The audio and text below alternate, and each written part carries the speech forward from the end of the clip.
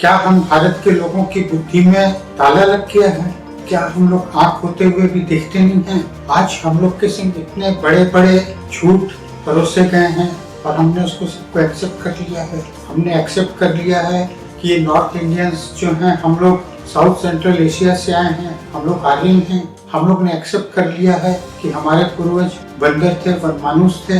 क्या हम लोग का कितना गौरवशाली इतिहास है, वो सबको हम लोग भूल गए।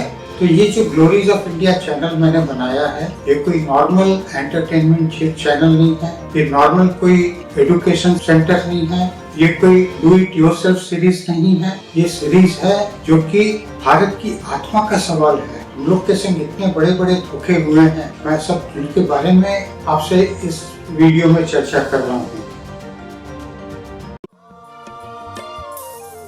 मेरे भारतवासी जागो उठो अब, समझो जानो सच्ची कहानी।